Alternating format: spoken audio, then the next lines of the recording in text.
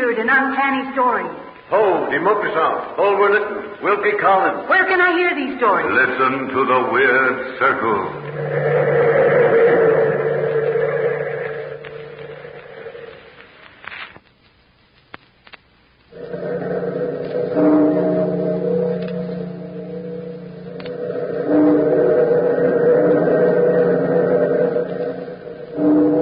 Out of the past, phantoms of a world gone by speak again the immortal tale, The Heart of Ethan Brand.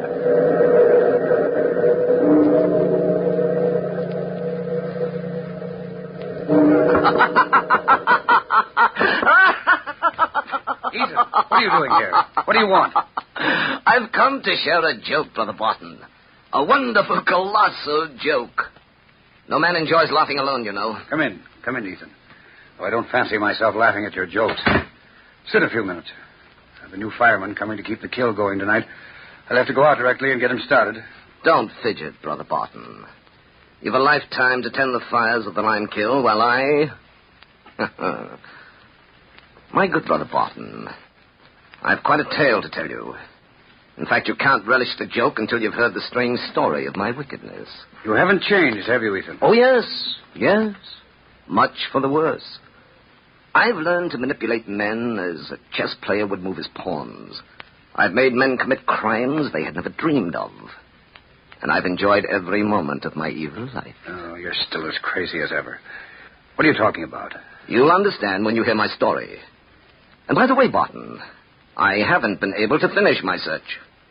I haven't yet found the unpardonable sin. You're talking in riddles, Ethan. Now, I'm a plain man. Talk to me simply. Don't tell me you've forgotten. Forgotten our long talks as we used to watch the fires of the lime kill together. I'm not likely to forget working side by side with you. I don't recall all you had to say, though. You talked wild and crazy most of the time.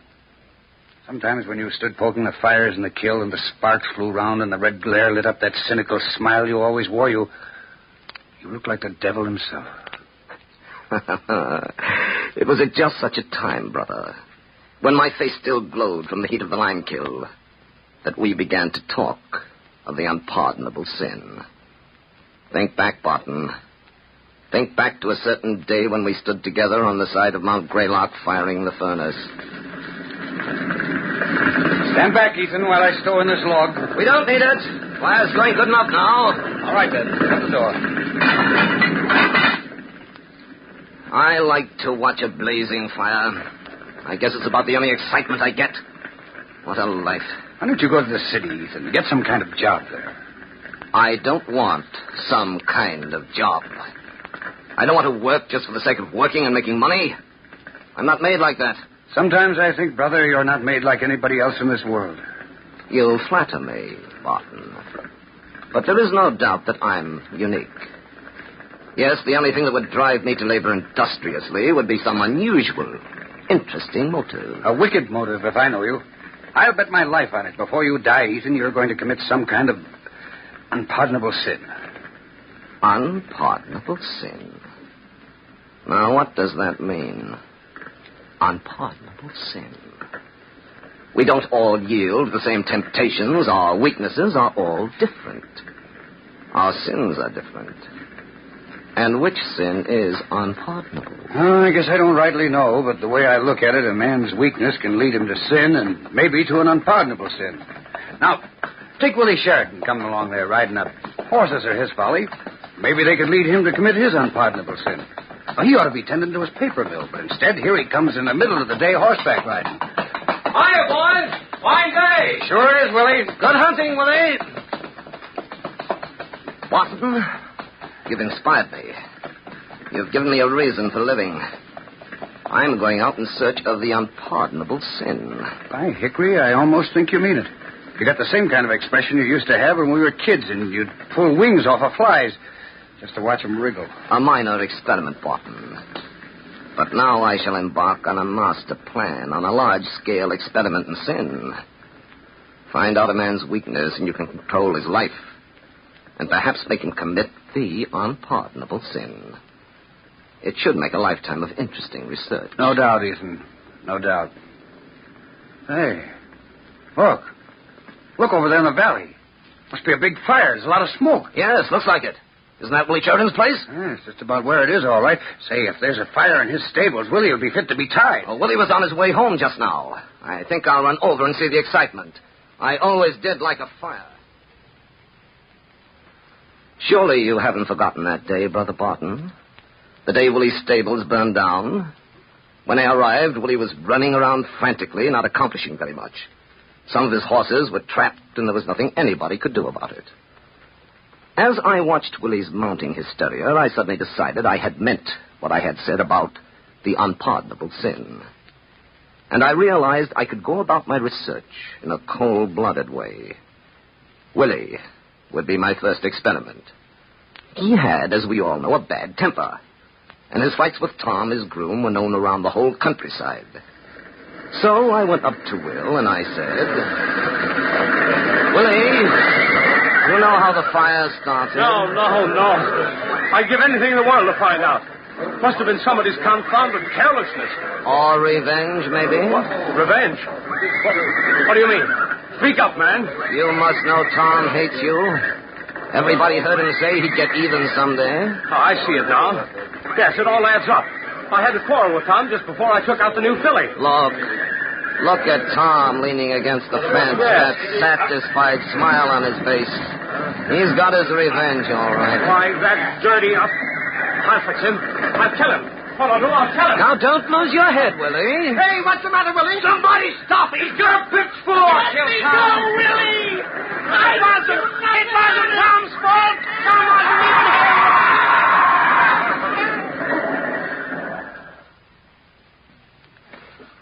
Too bad, wasn't it, Barton, that Willie had such a bad temper and loved his horses so much. Those weaknesses led him to murder. As I stood looking at Tom's body, I wondered, was murder the unpardonable sin? But I knew that though the law would punish him, most people would find it in their hearts to forgive Willie. I would have to look further for that unpardonable sin. As I walked away from the fire and the crime and past the burning stables, I suddenly felt that I was two persons. Oh, not good and bad, as the moralists believe. But I felt I was two bad persons in one body. I know it sounds fantastic to your matter-of-fact mind, but to me it was clear. One of my selves was inexperienced in evil. But I knew I had an older self, a second soul as aged as the world, and great in the knowledge of men and wickedness. And as I walked down the road in the evening shadows, my second soul spoke to me. Ethan Brand, you're a rare bird. You're cold, calculating, completely without heart. We ought to go far. And if you listen to me, I'll set you on top of the world. That might be interesting. How do we begin? First, you must have money. Not too much to start with. It would look suspicious. Ethan, your old friend Esther will help you. Esther? Esther's only a clerk in a bank. That's what I was thinking. Remember, Ethan, find a person's weakness, and you can control his life. Ethan, you are Esther's weakness. Go to Esther and say... I'm not going to see you anymore, Esther. I want to give you a chance to forget me. Oh, Ethan, I can never do that. Goodness knows I wish I could, but I just can't get you out of my mind and my heart. I guess I've never really explained myself. You see, I'm not the type to be satisfied with a little cottage with a white fence all around and a clothesline in the backyard. I want the best, and I want my wife to have the best. If I had a future and money, I'd ask you to marry me tomorrow, Esther. Ethan, you've never said that before. You've never mentioned marriage. I've never had the right. Oh, Ethan. And now, ironically, the chance of a lifetime has come to me. I've an opportunity to buy a share in a good business. All I need is small capital. But, of course, I can't even think about it. Well, there must be some way to get the money. How much do you need, Ethan? $10,000. Of course, I'd only need it for a short time. Once I had an interest in the business, I could borrow money and pay back the $10,000 in a few months. Yes, of course you could. Ethan, let me help. You know, Mother left me quite a little income. No, I didn't know that. But you don't think I'd take money from you? From a woman? I'm not any woman. I'm the woman you're going to marry. Please, Ethan, please let me help you. All right, Esther. But I wouldn't take help from any other woman in the world. You see, brother, how easy it was to get people to do what you want. It was like playing a fascinating, mischievous game. That night, as I walked home from Esther's in the moonlight, my second self spoke again. You handled that nicely, Ethan. Esther will have that money just when you need it. It'll just take a little time to arrange matters. And what do I do now? Ethan, call on Willie's poor, bewildered, beautiful sister, Grace Sheridan. Offer your sympathy over the recent tragedy. Grace can be a big help to us, Ethan. Yes. Yes, that's a brilliant suggestion. I'll see that my talk with Grace Sheridan is highly satisfactory, and that the results are according to plan. Awfully nice of you to come and see me, Ethan. I'm just so confused. Willie was so crazy about the horses, he neglected the mill, I'm afraid. Tell you the truth, I'm going to be lucky if I don't have to go into bankruptcy. Grace, let me help you. What? I'd like to put some money into the mill, manage it for you. Oh. You see, paper interests me. Paper's used for 1,000 purposes. It's used all over the world. I'd turn your paper mill into a big business. Well, you sound like a miracle, Ethan. Do you really mean this? With all my heart. Well, how much money can you put into the mill? About $10,000. That's fair enough. Then it's settled. Fine. Here's to my very charming senior partner. It's funny, Ethan, that we haven't seen much of each other in these years. Where have you been all the time? Just waiting. Waiting for this day and this moment. And we're going to see a lot of each other from now on, Grace.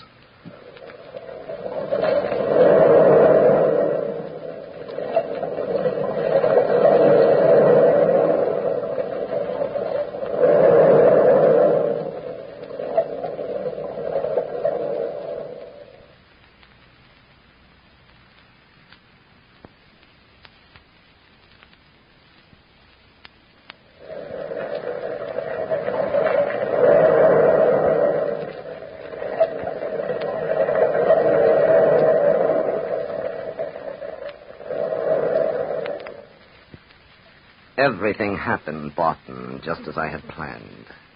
Esther brought me the $10,000. I bought the interest in the mill. And soon the long-neglected business was going along far better than we had dreamed.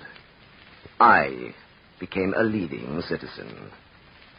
Then one night, as I was turning out the light to go to bed, I heard the voice of my second self. Ethan, it's time you made some political connections. For you and I are going farther than this small town and this state. Yes, I've been thinking about that. Your man, of course, is Jake Sampson. You must make him indebted to you. You've heard the gossip about Sampson, haven't you, Ethan? Yes, everybody talks about it. Jake's a big man. A political boss in this state, and he could go far if it weren't for a woman.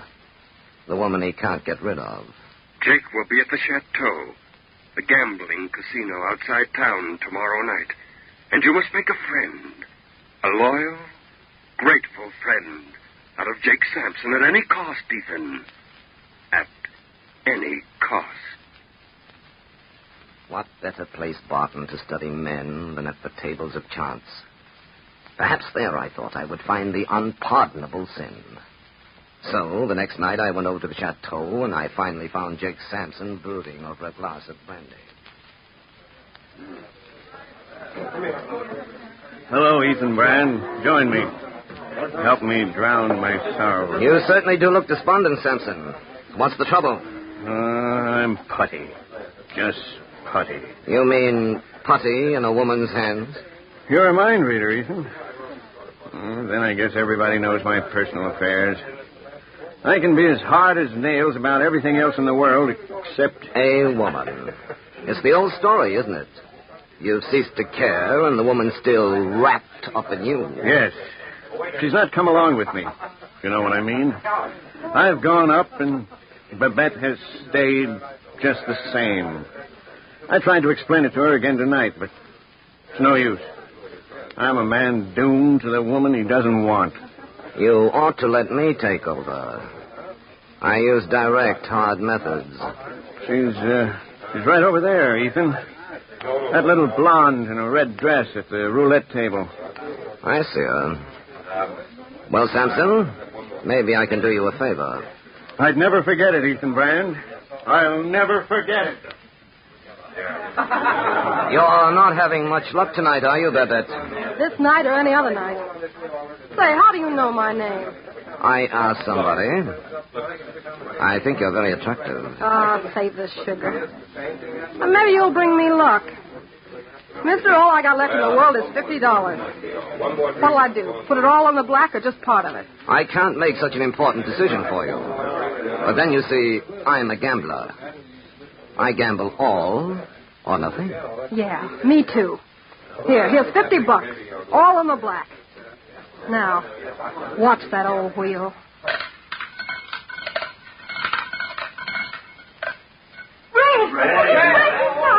I win! And I've lost everything.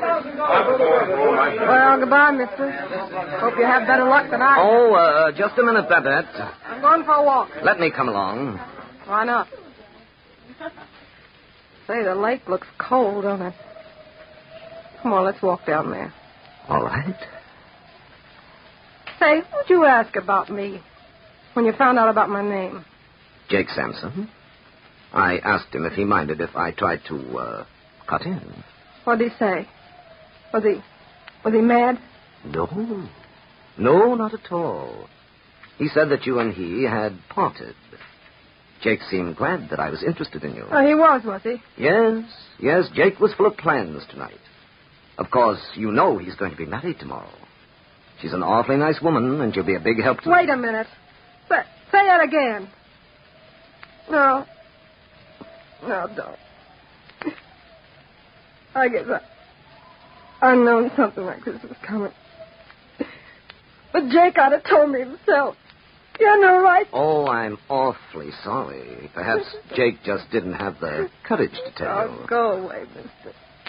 Leave me alone. I want to walk by myself. All right. You won't get lost down there by the lake. It's slippery on those wet rocks. Thanks for telling me. Well, goodbye, Babette. Goodbye. Hurry, Ethan. Hurry, so you won't be caught near the lake. No one must see you running away from the drowning. After Babette's suicide, Jake Sampson began to make great political plans for me. So, Barton, I had two things I needed for advancement. A growing business and political backing. Then one evening, Esther came to my house. Ethan, I've got to have that money back quickly. You see, I stole it.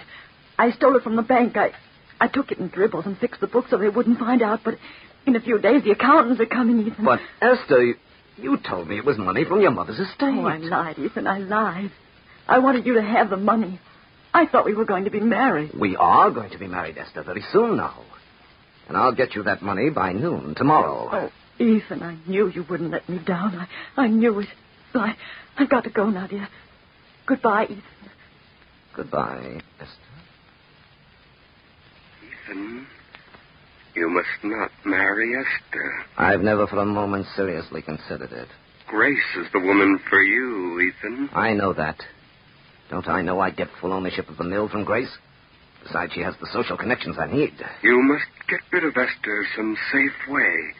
She's the kind of woman who would be troublesome. The kind who would fight for you. Hang on to the end. You must get rid of Esther without hurting yourself. Yes, but how? How? Remember your rule, Ethan. Control people through their weaknesses. Now, Charles Townsend The president of Esther's bank loves power. Power over people. He likes to make people suffer. He acts quick and he has no mercy. Go to Townsend now, tonight, and say to him... Mr. Townsend, I've come as a friend to do you a favor. But in return, I'll expect one from you. Well, it depends upon what it is, Mr. Brand. You must keep the source of the information I'll give you a secret. My name must be out of it. That's a reasonable request. But should you just happen to forget, and just, of course, by accident, mention my name, I'm afraid I'd be forced to take my banking business elsewhere. Why, really, Mr. Brand? Now, what do you take me for? Now, what's on your mind? I just thought you might like to know one of your clerks has stolen $10,000. What? Who? Which one is it? Esther. I'd advise you to get to the bank early in the morning, Mr. Townsend, and check the books. Check the books early. Well, Brother Barton, that brings us up to date. I should be sitting very pretty indeed.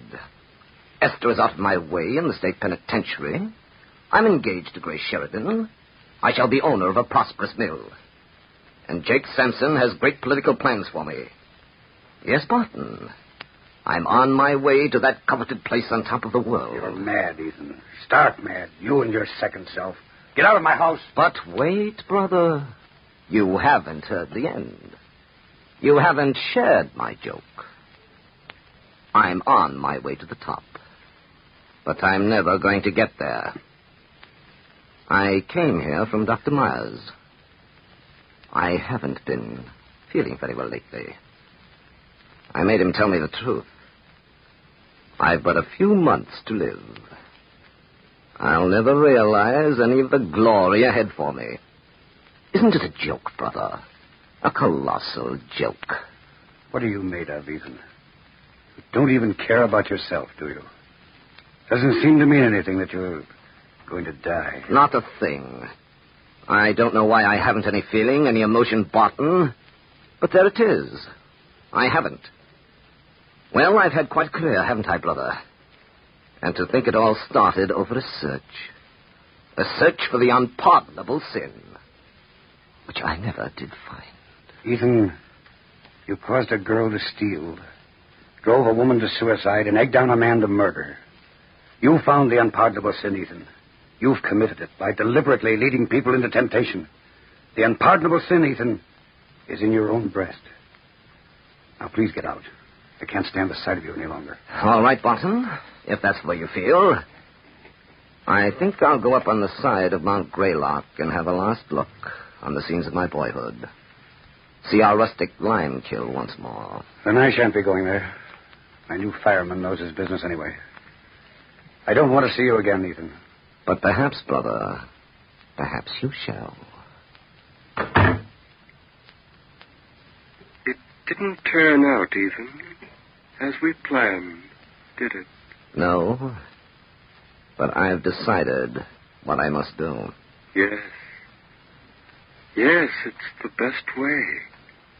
Come. Come ahead. Joe! Joe, wake up! You're a fine fireman asleep on the job. Wake up! It is a bad head I have. Your brother Ethan, he shot me in the jaw, he did. Ah, the blasted fool. Your brother wanted to stir the fires in the kiln, but I wouldn't let him. The fires was just right. I didn't want no interference. So he shot me, he did. I guess I've been out for some time. And look at that. The idiot left the furnace door open. Now wait till the fires are out. Joe! Joe! What's the matter now? Come here. Look. Look inside the furnace. The saints preserve us. A skeleton. A white skeleton of a man lying there on the red-hot coals. Here outside the door on the ground is the man's hat. Maybe it's your brother. Yes, it belonged to Ethan Brand. He must have been a madman for sure. Joe, hand me those prongs. Yes. Here they are. What are you finding now? There on the skeleton is a hard object. There's a lump on the breast. So there is. Why, it's the shape of a human heart. Here. Look at it. It's marble.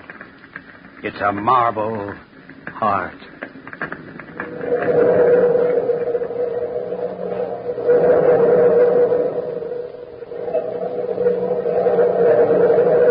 From the time-worn pages of the past, we have brought you the immortal tale, The Heart of Ethan Brand. Bellkeeper, toll the bell!